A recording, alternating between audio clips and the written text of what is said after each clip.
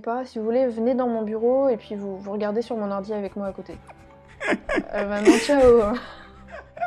Tu sais C'est comment on mort. m'a fait le coup à moi aussi. On m'a fait un coup incroyable. Le même genre, les freelances, ils vont préférer aller en prison avant de payer 3 000 € pour une mise en conformité RGPD de leur site internet. Sa vie s'écroulait, elle était associée avec son mari dans cette entreprise, ils étaient en train de divorcer. Si tu avais un conseil intemporel à donner aux freelances ou aux aspirants freelance qui nous écoutent, ce serait lequel?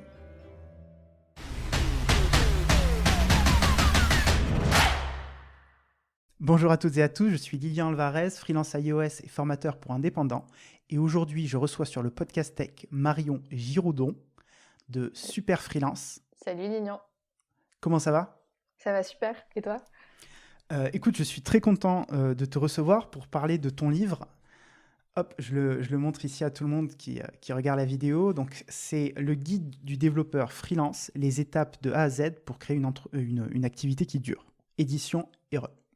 Ouais, c'est ça, qui est sorti il y a quelques jours.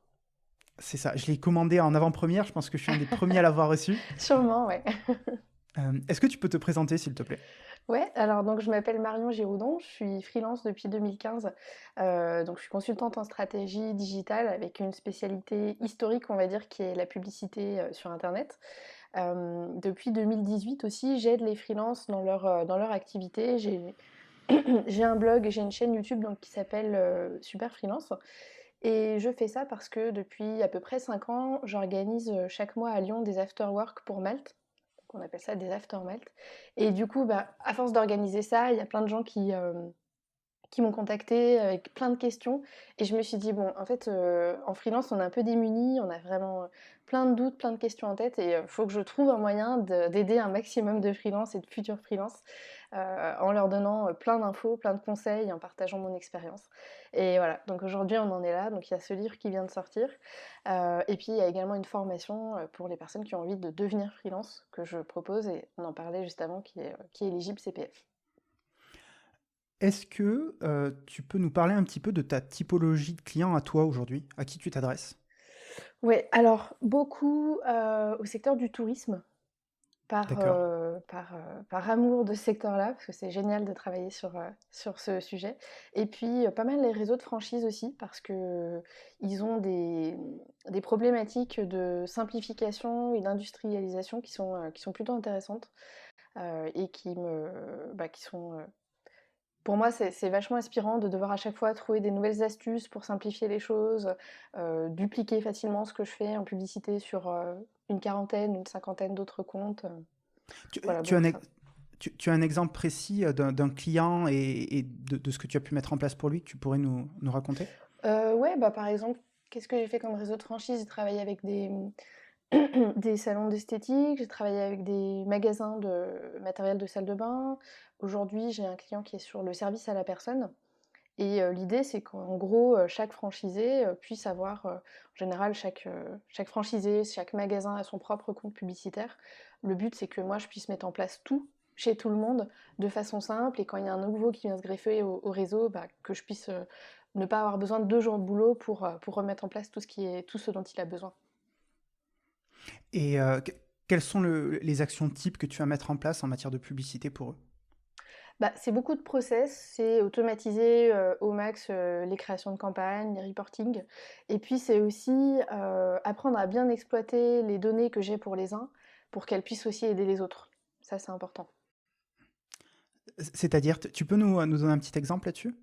Bah, c'est-à-dire que quand je crée, je sais pas, un compte publicitaire pour un nouveau membre du réseau d'un de mes clients, c'est important que je parte pas de zéro parce qu'en fait, on a beaucoup d'apprentissage sur les performances des publicités de ceux qui sont Mhm. déjà installés en fait. Oui. Et cette donnée-là, elle est importante parce que ça me permet toujours de faire évoluer ma méthode. Et donc, quelqu'un qui démarre en 2021, il démarre avec tout l'apprentissage des 2 3 ans que j'ai déjà avec le reste de ses camarades, en fait.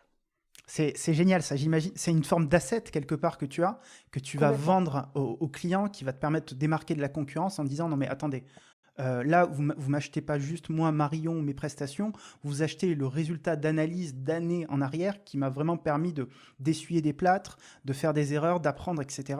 Du coup, ça les rassure sur la performance et j'imagine ton expérience sur le sujet. Bah, c'est ça et puis c'est un sujet, je trouve, qui revient beaucoup dans le milieu de l'entrepreneuriat et surtout chez les consultants. Quand tu vends, je sais pas, 1 heure ou une journée de ton temps à un client, c'est pas ce temps-là que tu es en train de lui vendre, c'est l'expertise que tu as développée au fil des Mhm. années, dans lesquelles tu as pratiqué tout ça, quoi. Et c'est important d'arriver à le valoriser parce que oui, tu as mis 1 heure pour faire ça, ton client, déjà peut-être qu'il a pas du tout les capacités pour le faire et peut-être qu'aussi si lui avait essayé de le faire, déjà il y aurait pas le même résultat et puis ça aurait pas pris 1 heure, ça en aurait peut-être pris 3, 4 parce qu'en fait, toi c'est ton quotidien, c'est ta compétence, c'est ton habitude. Euh, Où est-ce qu'on peut se procurer ton livre aujourd'hui? Alors, puisqu'on est en confinement, je pense que c'est pas si simple que ça, mais heureusement les librairies sont ouvertes. Donc normalement il est dans toutes les librairies, un peu de taille importante, les Deux Citres, les Fnac et compagnie. Heu, N'importe quel libraire peut le commander et puis bien sûr sur les sites internet, sur Amazon, sur le site d'Erol, l'éditeur aussi. Les freelances, ils vont préférer aller en prison avant de payer 3 000 € pour une mise en conformité RGPD de leur site internet. Je te propose qu'on rentre directement dans le vif du sujet et qu'on attaque les gros sujets. Moi, les principaux sujets que je voulais aborder avec toi aujourd'hui, c'était surtout la prospection euh, et tous ces domaines-là qui répondent à la question comment trouver des clients, qui est un petit peu une hantise pour beaucoup de freelances aujourd'hui. Oui. Et la première chose qui m'a marqué lorsque j'ai commencé à lire ton livre dès le début, c'est que tu parles d'une différence de posture entre... donc tu parles de deux postures différentes, une posture de freelance plus entrepreneuriale, et une posture plus de freelance employé. Est-ce que Oui. tu peux nous expliquer un petit peu quelles sont les différences et pourquoi l'une est plus importante à adopter comme posture que l'autre? Alors, le freelance qu'on pourrait assimiler à un employé, souvent c'est quelqu'un qui est freelance depuis pas longtemps et qui a encore du mal à s'affranchir des réflexes, des habitudes qu'il avait dans dans sa vie de salarié. C'est-à-dire que bah, il y a le vocabulaire, hein, il parle pas de rémunération, il parle de salaire, alors qu'un indépendant n'a pas de salaire à moins qu'il soit sur certains statuts. Il parle de brut, de net, alors qu'on parle de hors taxe, de TVA, enfin voilà. Et surtout, il vend pas ses, comment dire, il vend pas son résultat, il vend pas le fruit de son travail, il vend sa force de travail en fait, tout simplement. Il vend de la main-d'œuvre, du temps. Et je trouve que le fait de se vendre autant, souvent, c'est aussi l'un des syndromes de cette maladie du freelance employé. Alors, il y a certains types de missions où effectivement, tu vends du temps parce que tu es sur de la mission longue durée, et je pense que c'est le cas de beaucoup de développeurs, mission longue durée à temps plein.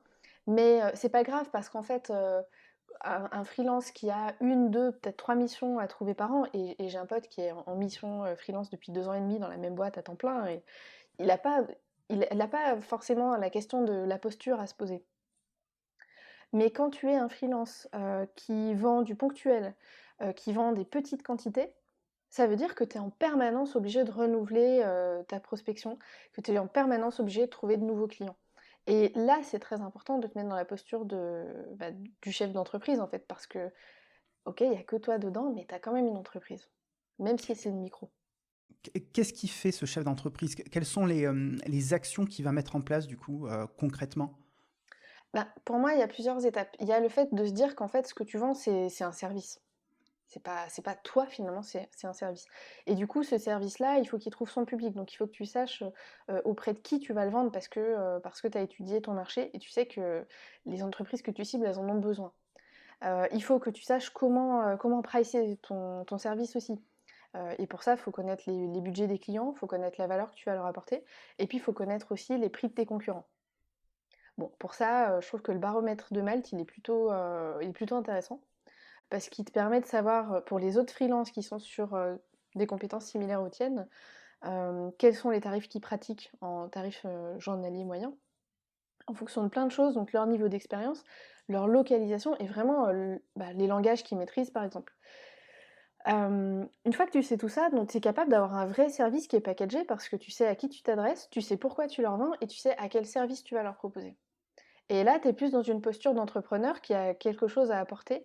Et je trouve que ça crée une relation vachement plus équilibrée en fait. Parce que on sort du côté hiérarchique de t'as l'employé ici, t'as l'employeur ici, et c'est pas du tout agréable. Et en fait, on rééquilibre parce que quand tu es un freelance, tu devrais être en partenariat en fait avec tes clients. dans une situation d'équilibre, d'égalité, parce que tu as besoin d'eux, parce que oui, il faut que tu vendes pour manger en fait. Et eux, ils ont besoin de toi parce que ta compétence, ils l'ont pas. Donc c'est vraiment un gagnant-gagnant. Et je trouve que cet équilibre-là, au début, on a du mal à le trouver parce que souvent, ça vient de nous. D'une part, on se met pas forcément dans une posture de personne qui est l'égale de l'autre, et parce qu'aussi, on va pas forcément vers des clients qui vont nous traiter de la bonne façon. Il y a vraiment les deux aspects. Est-ce que on peut, s'il y avait un canal d'acquisition aujourd'hui pour trouver des clients que tu conseillerais en priorité, est-ce qu'il y en a un déjà qui se démarque? Lequel ce serait aujourd'hui?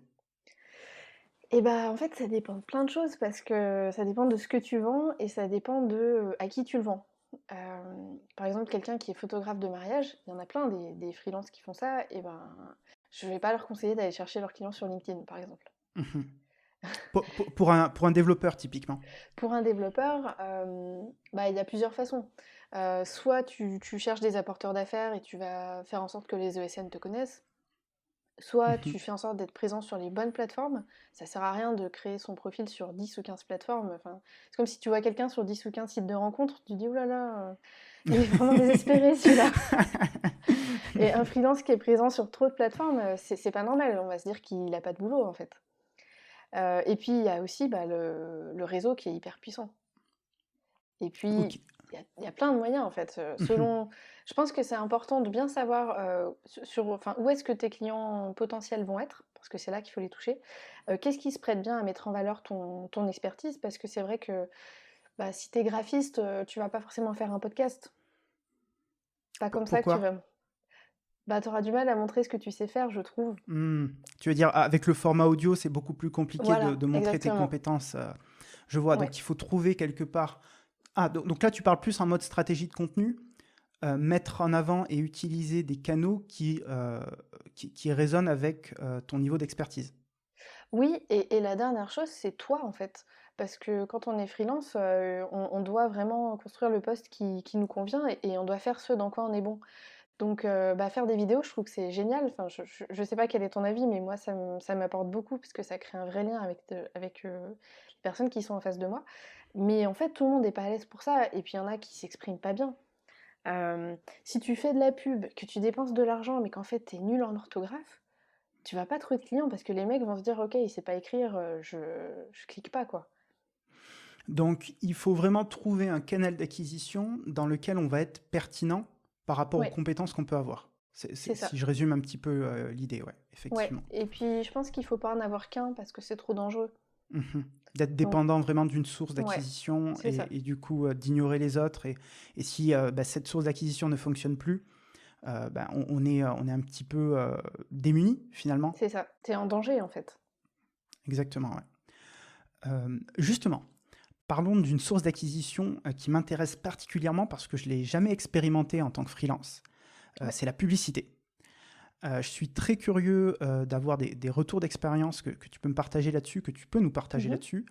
Euh, Comment est-ce que, par exemple, moi qui suis développeur, je vais en profiter pour avoir des conseils, qui suis développeur d'applications mobiles, donc je développe des applications pour iPhone typiquement, comment est-ce que je pourrais utiliser la publicité pour promouvoir mon activité de freelance?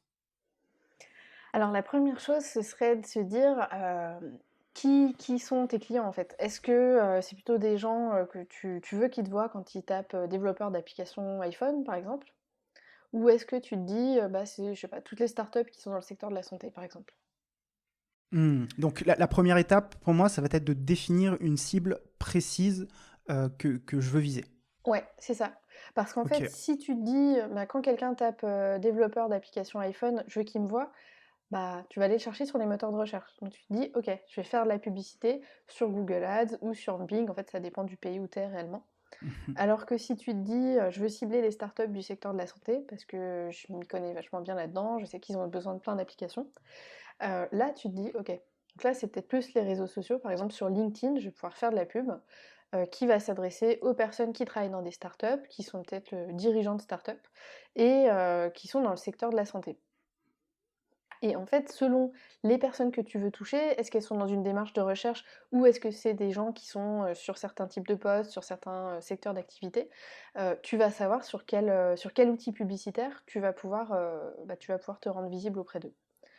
Alors, pour tous ceux qui veulent faire de la pub, je vous conseille quand même de vous former un minimum parce que sinon vous allez dépenser de l'argent pour rien et ça c'est un peu dommage. Donc, j'ai trouvé mon domaine d'activité, partons sur le secteur médical. Je vais cibler les gens qui ont pour habitude de me recruter au sein de mes clients. Donc, typiquement, pour Ouais, moi qui suis développeur, généralement, ça va être le CTO, le directeur technique. Donc, je sais qui je veux cibler.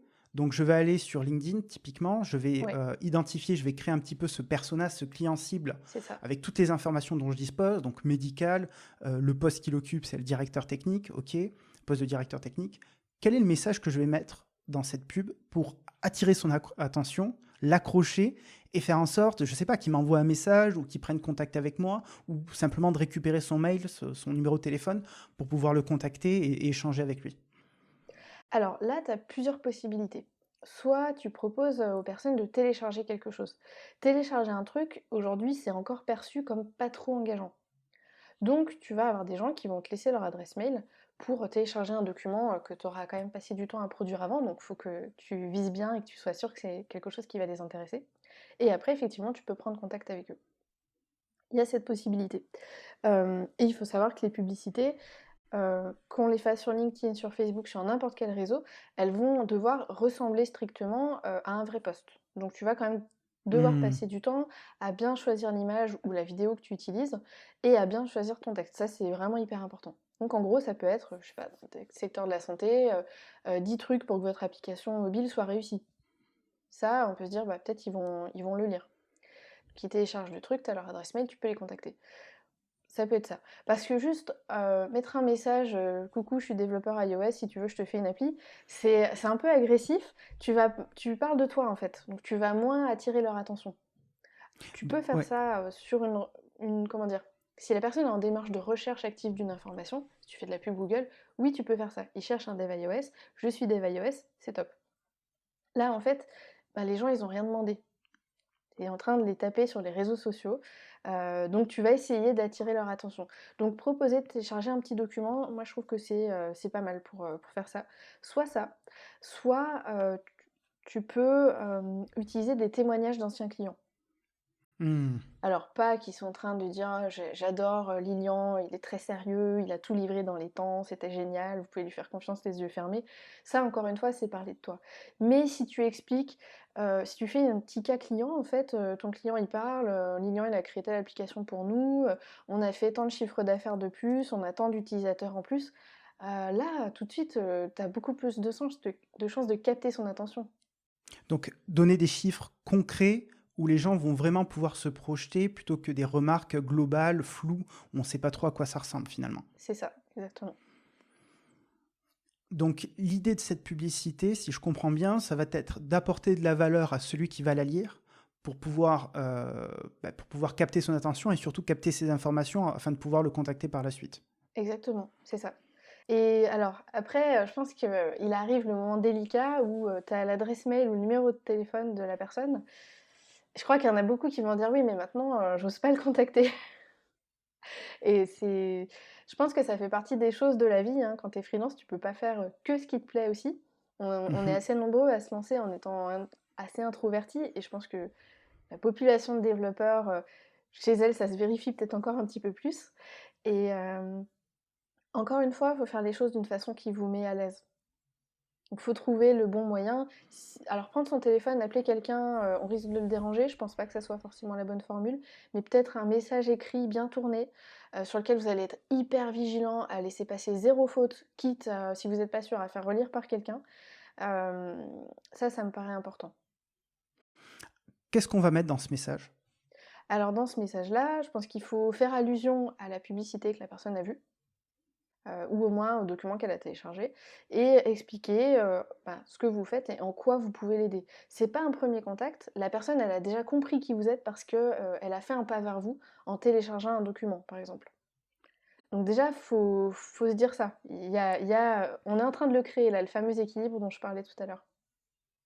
Donc voilà, expliquer, ce que vous pouvez leur apporter et puis il faut absolument, provoquer un échange oral pour créer un petit peu plus de liens, pour comprendre, quels sont les besoins éventuels du client et voir ce que vous pouvez lui proposer. Donc c'est vraiment Donc, ça, oui. faire allusion aux documents téléchargés, expliquer en quoi vous pouvez aider. Si vous pouvez, donner un petit conseil, sur, quelque chose que vous avez vu sur les applications du client, sur le site web du client, sur la communication du client, ça c'est important. Je crois que tu avais fait une vidéo sur ce Oui, sujet-là.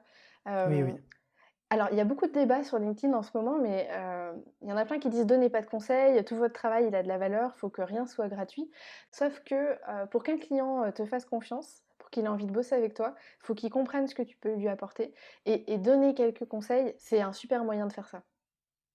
J'ai quelques petites anecdotes à raconter à ce sujet, hem, parce que je pense que c'est une manière d'acquérir des clients ultra puissante. Et je vais la présenter très simplement. Quelle que soit notre expertise, je peux prendre plusieurs exemples. Je discutais avec, une fille, Inès, elle s'appelle, qui est, consultante, dans le RGPD. Et on discute un petit peu ensemble au début et elle me dit: «Voilà Lilian, je suis en train de construire une offre. Je souhaite vendre, des services aux freelances, une mise en conformité de leur site internet, aux règles du RGPD, donc au RGPD, et je vais facturer ça 3 000 €». Et alors je lui dis: «Écoute Inès, à mon humble avis, les freelances, ils vont préférer aller en prison avant de payer 3 000 € pour une mise en conformité RGPD de leur site internet, qui n'ont probablement même pas payé 3 000 €. Beaucoup moins à mon avis». Et je lui dis: «Par contre, si tu t'adresses à une cible qui génère déjà du chiffre d'affaires, qui sont par exemple les sociétés SaaS qui ont un certain volume, mensuel de revenus de, je sais pas moi, de 50 000, de 100 000 € tous les mois qui tombent, là par contre, tu vas être beaucoup plus pertinente et tu vas peut-être potentiellement facturer beaucoup plus cher parce qu'il y aura évidemment beaucoup plus de travail».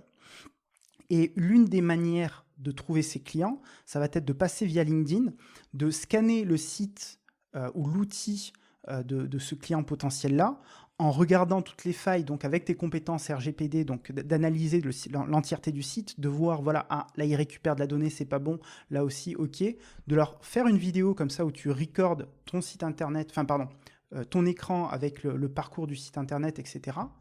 Et en live, tu peux, en l'espace de, je pense, 30-20 minutes, faire une petite analyse, leur envoyer le lien de la vidéo que tu as ensuite uploadée sur YouTube et leur dire: voilà, je me suis permis une petite analyse de votre site internet, j'ai des compétences en RGPD, voilà, j'ai telle formation, j'ai tel diplôme, etc. J'ai remarqué quelques petites failles à cet endroit-là, cet endroit-là. Si vous souhaitez en discuter pour que je vous accompagne sur le sujet, ben, n'hésitez pas à revenir vers moi. Et le fait, quelque part, d'avoir cette posture-là, déjà, on apporte de la valeur gratuitement au client. Et en plus, on démontre notre niveau d'expertise en donnant des vrais conseils et en donnant aussi, je pense, qu'il est pertinent de le faire, des sources pour vérifier la véracité de nos conseils. Donc là, typiquement, ça pourrait être un article de loi dans le cas du RGPD. Et je pense que dans beaucoup de domaines, le SEO aussi, on pourrait faire ça, on peut mettre en place ce genre de stratégie. Oui, puis c'est vrai qu'en ce moment, je vois passer beaucoup de posts sur LinkedIn où les gens disent: «Oh, j'en ai marre de recevoir des messages commerciaux qui sont pas personnalisés». Là, Oui, je pense qu'on peut pas faire plus personnalisé. absolument, absolument. Heu, OK pour ça, super stratégie, très intéressant. Il faudra peut-être que j'essaye un de ces jours cette stratégie de publicité. Je t'avoue que j'ai essayé, mais un petit peu différemment.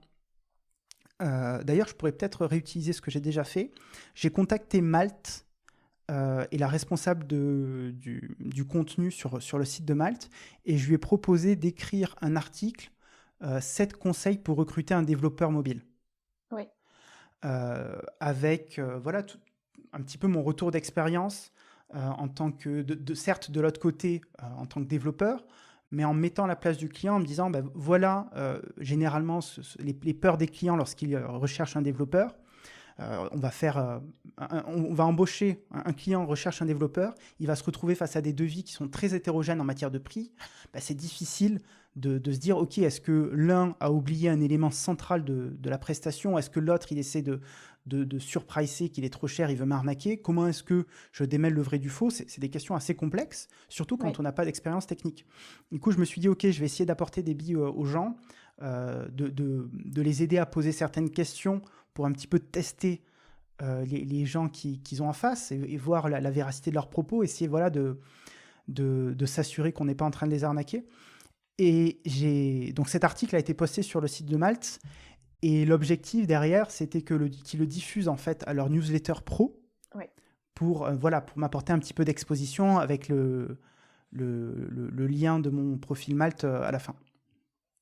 Alors ça n'a pas donné grand-chose, je crois, jusqu'à présent. Ah mince. Mais je garde espoir, on ne sait jamais. Alors Mais moi, j'allais te dire que j'avais fait le même genre de choses une fois. ouais. Alors, c'était plus pour le SEO. En SEO, pour ceux qui ne savent pas, c'est très important qu'il y ait des liens qui viennent d'autres sites et qui aillent vers votre site à vous. Ça fait partie des choses qui donnent confiance à Google dans la qualité de ce que vous proposez. Et du coup, j'avais contacté un site qui était un média sur l'actualité de l'hôtellerie. Et j'ai écrit un article avec 5 conseils pour réussir des campagnes de publicité Google pour les hôtels. Donc c'était vraiment, le contenu était vraiment hyper pertinent, hyper personnalisé. Je me suis dit, trop cool, j'ai un lien vers mon site. J'ai trouvé 5 clients avec cet article, qui m'a pris 2 heures à écrire. Parce Alors qu'en attends, fait, attends, attends. les hôteliers... Récapitulons cette histoire. Cet article, tu l'as écrit et tu l'as posté où derrière?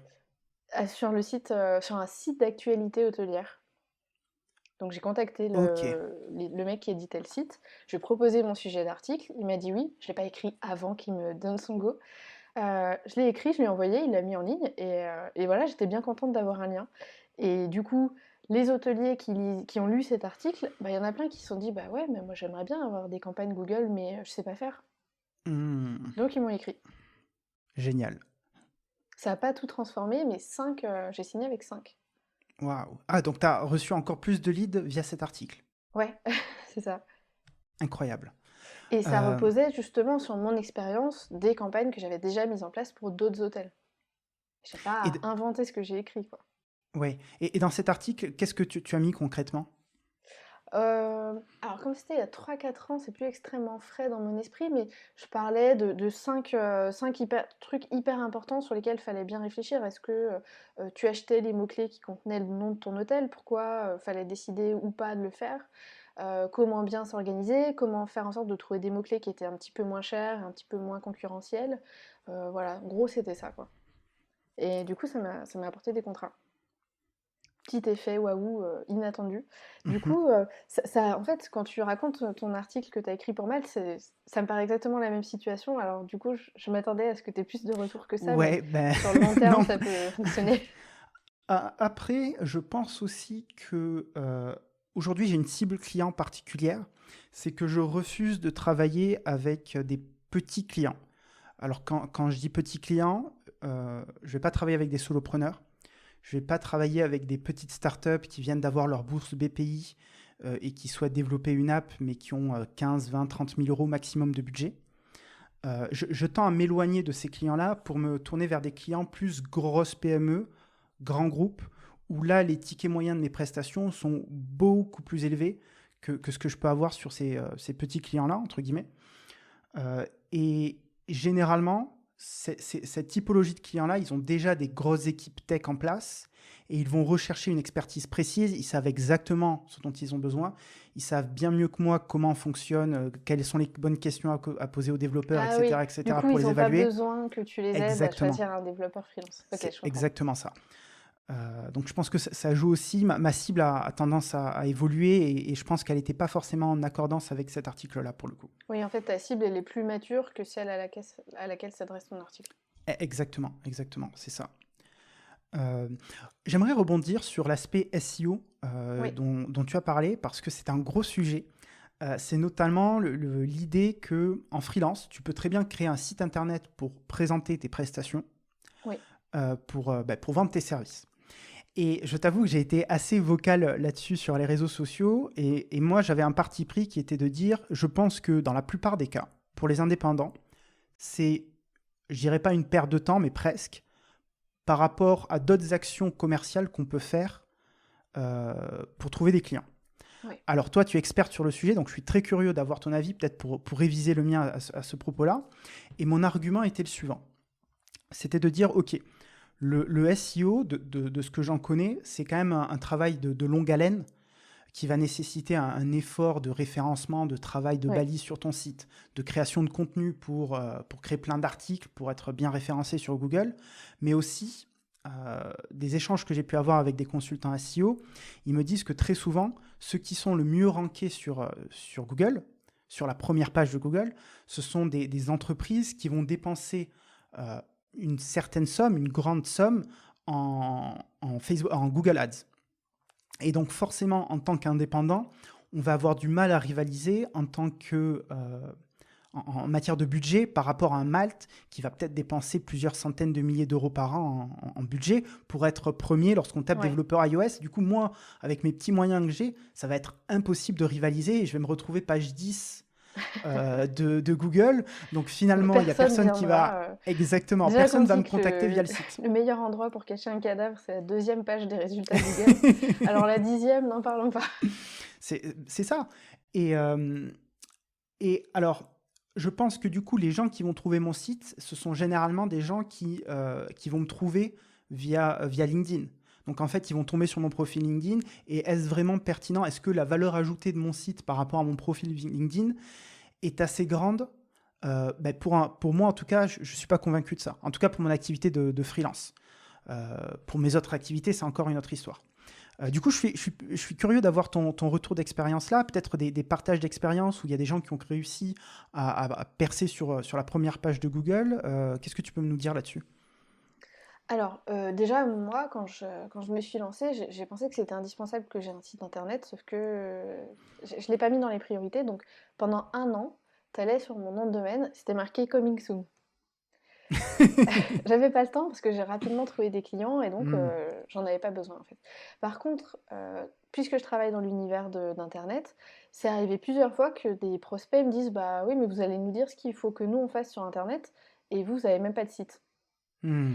Donc ça Je me vois. posait quand même un petit problème de crédibilité, donc j'ai fini par le créer. Après c'est vrai que quand on veut être bien référencé, ça prend du temps à tous les niveaux. Ça prend du temps parce que ça met du temps à porter ses fruits et parce qu'il faut investir du temps aussi, pour bien optimiser tout ça, pour bien choisir ses mots-clés et puis c'est quand même un métier, c'est quand même du temps d'apprentissage si c'est pas notre job du coup. Et ce que tu dis, c'est que en gros, les entreprises qui sont présentes en haut des résultats, c'est celles qui payent. Bah oui et non. En fait, presque sur toutes les recherches Google, il y a de la publicité. Et la publicité, c'est 3 annonces. Donc en fait, quand tu as un 13 pouces ou même un 15 pouces, et quand tu es sur un téléphone, c'est encore pire, les seuls résultats que tu vois, ce sont les annonces publicitaires. Donc c'est vrai que les résultats du référencement naturel, ils sont un petit peu cachés par tout ça. Alors, Après, normalement, le fait euh, que tu fasses de la pub n'augmente pas ton positionnement naturel. alors justement, le discours c'est pas le discours que j'ai entendu des consultants SEO, notamment euh, parce que ouais, j'avais une discussion grosso modo avec un des participants de ma formation qui est consultant SEO aujourd'hui et qui me disait que l'agence qui était numéro un en référencement SEO sur Google, elle était numéro un parce qu'il dépensait des sommes tellement colossales en référencement que selon lui, en tout cas, il y avait un lien entre le fait de dire, voilà, Google ne va pas ne pas les mettre en résultat numéro un au vu de ce qu'ils dépensent et que justement, il y avait un lien même si c'était le référencement naturel qui était... c'était dans le cadre du référencement naturel qu'ils arrivaient en numéro un, en fait. Ce n'était pas par rapport à la publicité. Tu Alors penses là, pas qu'il y ait de lien, il toi, y a aujourd'hui? débat là-dessus. Google, il continue de dire qu'ils ont un algorithme avec 300-400 critères et Ok, que tu dépenses ou non de la pub sur Google Ads, ça ne fait pas partie des critères. d'accord. Donc, normalement, il n'y a pas d'effet direct. Après, c'est vrai que oui, il peut y avoir des effets indirects. Google, il s'attache à des signaux, genre, c'est tout con, mais le taux de rebond de ton site. Donc, Oui. plus quand les gens viennent sur ton site, s'ils s'enfuient dès qu'ils arrivent, Google, en fait, il le sait parce qu'il y a plusieurs choses qui vont l'aider à savoir. Beaucoup de sites ont Google Analytics. Si Mhm. tu as cliqué dans un résultat, hop, tu reviens tout de suite sur la page de résultat, c'est que bah, le résultat sur lequel tu as cliqué, ça t'a pas beaucoup intéressé. Euh, et du coup, oui, ça peut avoir un impact indirect. Mais je connais aussi des sites qui n'ont jamais dépensé 1 euro sur Google Ads et qui sont premiers sur plein de recherches. Donc, je me freinerai pas trop là-dessus. D'accord. Mais je me freinerais sur le fait que, bah oui, sur beaucoup de recherches, on est un peu caché parce que, il y a les annonces publicitaires, qui s'affichent en dessus et c'est fait de façon à ce que les gens qui s'y connaissent pas trop ne comprennent pas que c'est de la pub, donc ils vont cliquer là-dessus en priorité.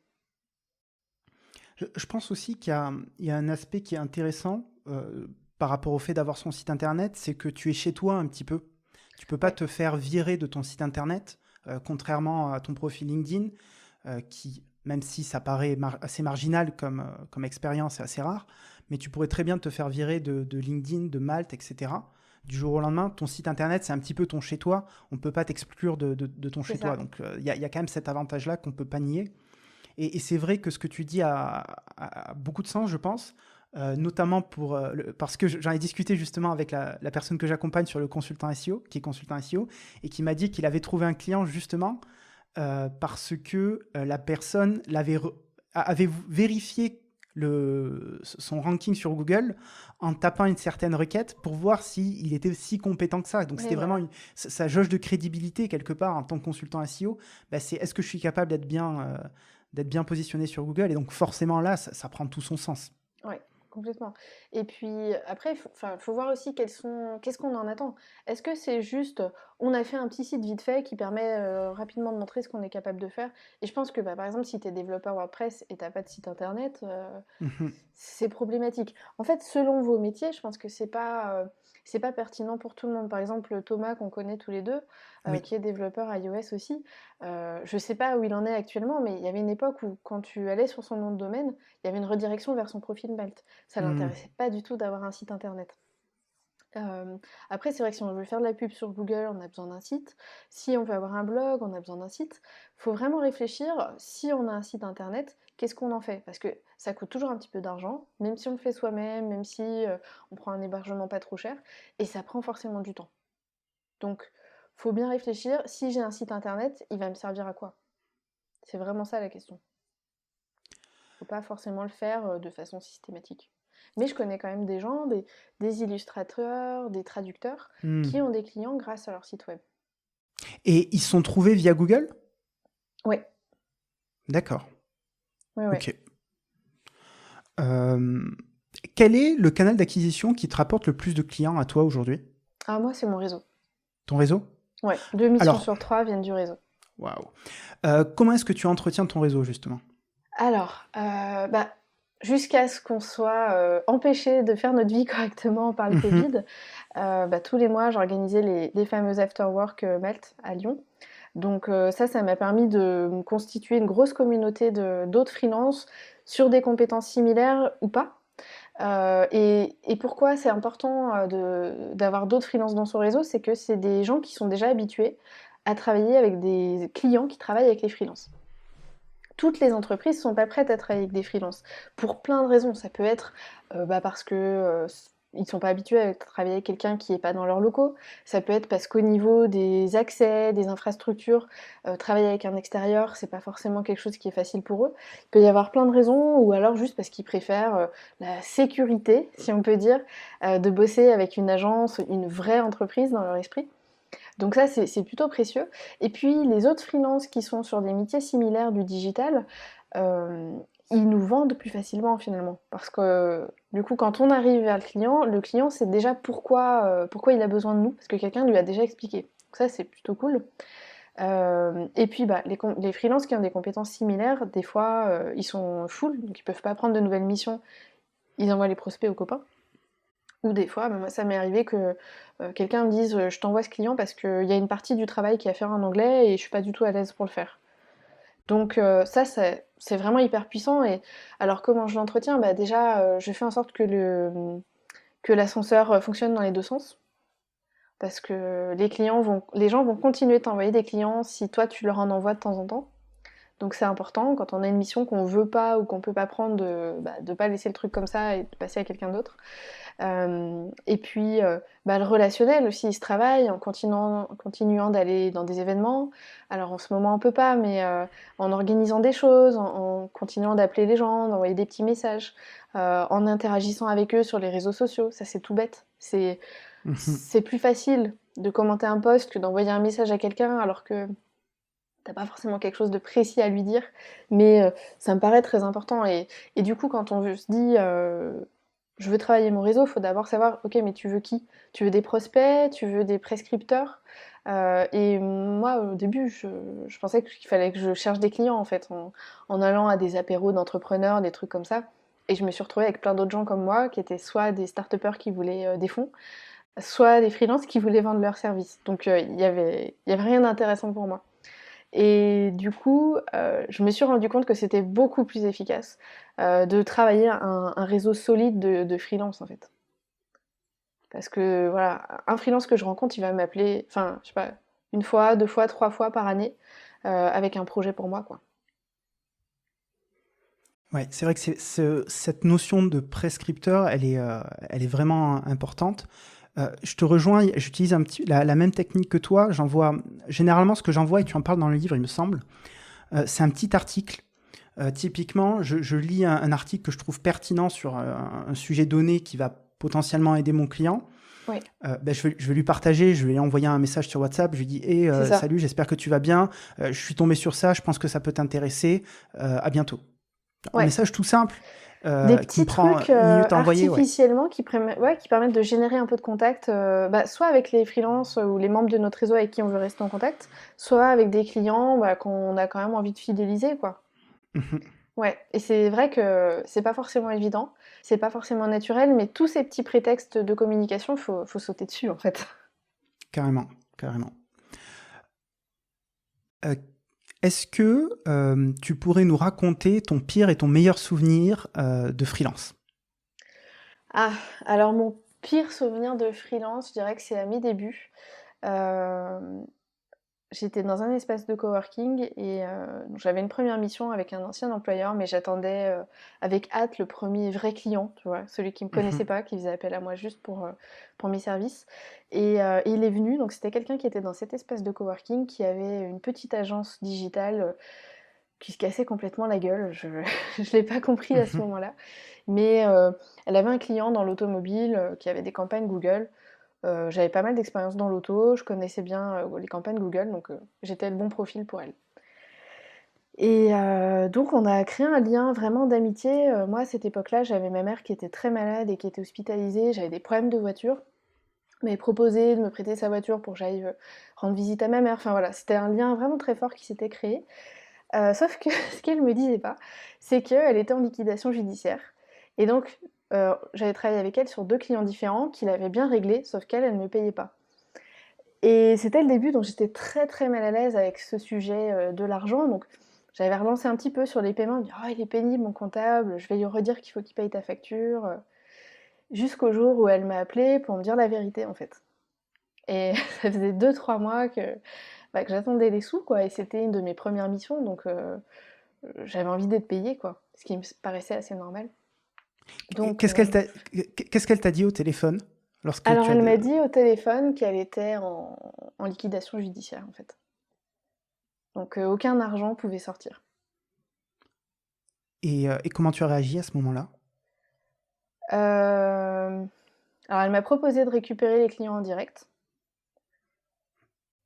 J'ai senti que c'était un moment très difficile pour elle, en fait, parce que sa vie s'écroulait, elle était associée avec son mari dans cette entreprise, ils étaient en train de divorcer, elle se retrouvait à 50 ans, elle est habiter dans un petit studio en n'ayant plus de sous, donc j'ai senti que c'était vraiment une situation, très pénible pour elle.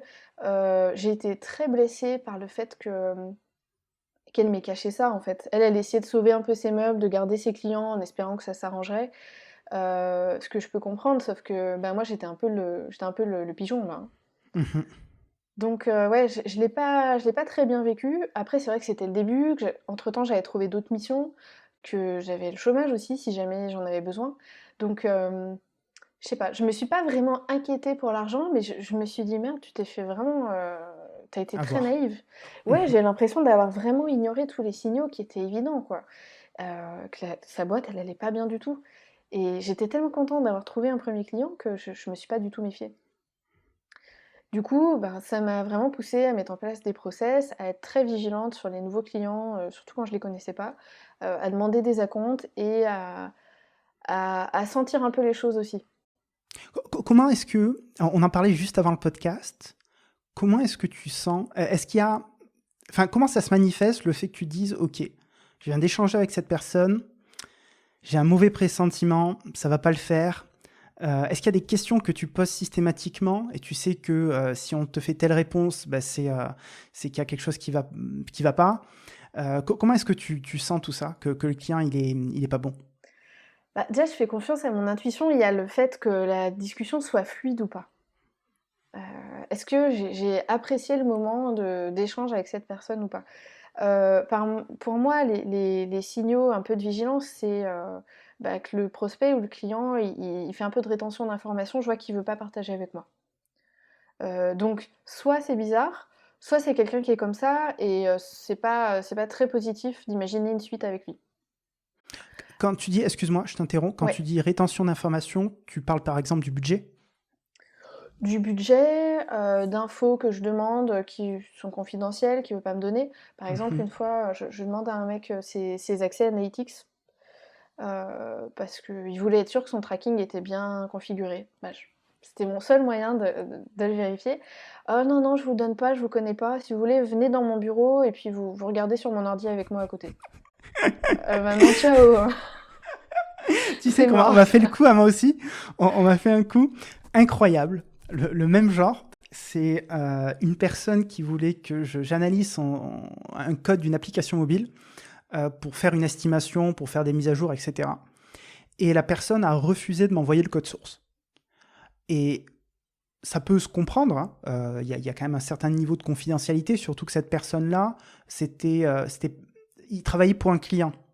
Ah oui, d'accord. Donc il avait quand même une responsabilité par rapport au client, etc. Et moi, je lui ai dit, écoute, je peux comprendre et tout, c'est quelque chose d'assez classique. Je peux signer, si tu veux, un accord Un de NDA? confidentialité, Bah oui. un NDA, très classique. Et ça l'a pas convaincu. Et en plus, on échangeait, je crois, il était peut-être 20 heures du soir lorsque je répondais à son message. Et il me dit, par contre, si tu veux, je peux venir chez toi ce soir. Ah Et oui, j'avais vu passer un post que t'as tu vu avais fait sur ce post LinkedIn. passer? J'ai fait un post LinkedIn, il a explosé ce post LinkedIn. Et le titre, c'était elle veut venir chez moi à 22 heures ou je sais pas quoi, c'était quelque chose Ouais. comme ça. Et la personne voulait se ramener chez moi avec le code source sur une clé, me regarder en train d'analyser le code source pour s'assurer que je ne le copie pas sur mon ordinateur et que je fasse une estimation en live pour travailler avec elle. Mais genre le truc, mais Faut un surréaliste quoi. minimum de confiance quand même. Ben ouais, c'est vrai que ça m'a un petit peu, enfin ça m'a un petit peu choqué quoi pour le coup là. Bah, en fait, je pense qu'il faut faire confiance à notre intuition. Là, bien sûr, tu dis: «Non, mais là, c'est pas normal». Mais, ils veulent pas te donner les infos, ils veulent pas te donner de budget. Alors des fois, ils te disent: «Je peux pas te donner de budget parce que j'en ai aucune idée, j'ai besoin que tu me guides là-dessus». OK, pas de problème. Ils veulent pas respecter mes process de facturation. Moi, je leur dis toujours: «Je demande un acompte de 50%». Alors, il y a certaines grosses boîtes avec des process d'achat très chiants. Je vois que c'est pas de la mauvaise volonté, j'arrive à être souple là-dessus. Mhm. Mais quand c'est une agence qui me dit: «Ben, moi, par contre, je te paierai que quand le client m'a payé, je suis pas une banque». Non, mais en fait, c'est pas une question d'être une banque, c'est que moi, j'ai un lien administratif avec toi. Si tu t'engages à me payer sous un délai, tu respectes ton délai. Si ton client, pour une raison ou pour une autre, parce que tu peux avoir des litiges avec lui sur d'autres sujets, te paye pas dans les temps, ça devrait pas être mon problème, en fait. Mhm. Donc Absolument. tout ça, voilà, c'est des signaux de vigilance. Et puis, alors il y a un mec, une fois, j'ai fini par lui raccrocher au nez parce que, il voulait absolument que je lui dise combien allait lui coûter un clic en publicité. Mhm. Sauf que une des premières questions que je lui avais posées, c'était: «Qui était sa cible?» «Ah bah, on sait pas». Pour une Ah, boîte c'est qui compliqué ouais. existait depuis 3 ans. Et donc j'ai essayé de lui expliquer ça, que, puisque sa cible était vraiment floue, la première chose c'était de bien analyser qui on voulait cibler. Parce que là, comme ça, je pouvais pas lui donner d'estimation de coût, de pub Instagram ou Facebook. Il me dit: «Oui, mais sur Google on peut». Oui d'accord, sur Google on peut effectivement, sur des mots-clés, avoir une estimation de coût par clic. Sur les réseaux sociaux, on n'a pas d'outil équivalent. Donc faut se baser sur des historiques, qu'on a parce qu'on a déjà fait des campagnes, mais ça va dépendre de la cible. Et ça, il voulait pas le comprendre, il dit: «Moi, quand je pose des questions, j'aime qu'on me donne des réponses», donc je lui ai raccroché en me disant que de toute façon, ça passerait pas du tout entre nous. Mhm. C'est important de faire ça parce que, en fait, un potentiel mauvais client, c'est pas forcément quelqu'un qui va mal payer, en fait. Ça peut être quelqu'un qui va nous traiter sans respect, ça peut être quelqu'un qui va nous en demander trop. Et c'est vrai que le mec, après que tu lui as envoyé une proposition, tu as déjà passé une demi-heure avec lui au téléphone, tu as déjà envoyé ta proposition, tu l'as débriefé, il te rappelle 3-4 fois parce qu'il a encore des questions. Bon, au bout d'un moment, il faut arriver à se décider, quoi. Oui, Et c'est ouais, pas ouais, du tout bon signe. c'est vrai. J'ai une petite question que j'aime bien poser, notamment lorsqu'on me contacte sur un projet qui est déjà existant. C'est pourquoi est-ce que vous ne travaillez plus avec votre ancien prestataire? Oui, ça aussi. Alors moi, je le demande aussi parce que ça me permet de, de mieux ajuster ma proposition et de mieux comprendre Mhm. ses attentes. Mais effectivement, ça peut aussi t'aider à comprendre comment la collaboration peut se passer. Et il m'est arrivé d'avoir des gens qui me disent ah ben le développeur il a disparu, on n'a plus de nouvelles de lui, on pense qu'il est mort. Moi, j'ai vraiment des gens qui m'ont dit ça, on pense qu'il est mort. Euh, J'étais là, je dis non, en fait. Et après, je discute avec eux et j'essaie de comprendre comment ils facturaient avec le client, etc., avec le développeur, et ben, je comprends en fait que le client, enfin le développeur, il a mal géré sa négociation et il a fini par disparaître dans la nature parce qu'en fait, la relation commerciale ne lui convenait plus et qu'ils ont été trop durs, ils ont été trop relous comme clients. Et ben, le gars, il est parti, quoi. Ouais. Bon, après, il y a peut-être des façons de faire un peu différentes, mais oui, oui, ça t'indique un petit peu quel genre de Mhm. client est en face de toi. Et du coup, un meilleur souvenir peut-être à nous partager? Un meilleur souvenir, je dirais que c'est toutes les opportunités que ça donne, en fait. Tu vois, là, j'ai sorti mon livre, c'est le deuxième qu'un éditeur me propose d'écrire, et ça, je trouve que c'est trop cool. On me contacte souvent pour animer des conférences, pour animer des webinaires, et ça, je trouve que c'est hyper gratifiant, quoi. Parce qu'en fait, quand t'es salarié, j'ai l'impression que personne vient vers toi. Donc, ouais, Oui, je dirais que c'est après, ça. tu le provoques un petit peu. Je veux dire, tu Bien crées du sûr. contenu, tu es ultra présente, etc. Donc forcément, tu attires les gens à toi.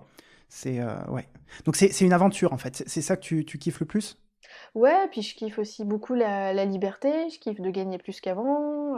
Mhm. Euh, alors, gagner plus qu'avant, je pense que si j'allais dans un boulot salarié avec pas mal de responsabilités, je pourrais peut-être atteindre mon niveau de salaire, mais cette liberté-là, je pourrais jamais y renoncer en fait. Mhm. Liberté de travailler quand je veux, de travailler où je veux, avec qui je veux. Quand il y a un client que ça passe plus, j'arrête. Quand tu es salarié, tu as pas ce genre Absolument. de décision qui est possible. Euh, et puis c'est aussi, enfin tu vois, t'as fait pareil que moi, mais on a notre activité de freelance qui tourne bien, puis en fait on a envie de lancer un autre truc à côté, d'aider les freelances par exemple. Et j'ai l'impression que ça a ouvert tout un monde de possibilités parce qu'on gère plus facilement notre temps, parce qu'on rencontre plus d'entrepreneurs, et du coup c'est assez inspirant. Donc ouais, c'est ça en fait. Je dirais pas qu'il y a un souvenir, tu vois, Mhm. précis qui revient en tête, c'est le C'est mode le de vie en global. fait que j'aime. Ouais, ouais. Je suis complètement d'accord avec toi là-dessus. Ouais, tout à fait. Si tu avais un conseil intemporel à donner aux freelances ou aux aspirants freelance qui nous écoutent, ce serait lequel? Bah, ça serait de se faire confiance, je pense. Se faire confiance pour savoir ce qu'ils ont envie de faire, écouter leur intuition et tenter plein de choses. Je pense que la confiance, c'est quelque chose qui manque à beaucoup. Marion, on arrive à la fin de l'entretien. Où est-ce qu'on peut te retrouver? Alors, on peut me retrouver sur YouTube, vous cherchez Super Freelance, sur mon blog aussi, donc super-freelance.com, et puis bien sûr bah, sur LinkedIn, hein. C'est les endroits où je suis le plus présente. Rappelle-nous où on peut acheter ton livre. Alors, Amazon principalement, et puis les grosses librairies, si vous pouvez vous déplacer pendant le confinement. On mettra tous les liens en description. Merci beaucoup, Marion. Bah, merci à toi de m'avoir invité.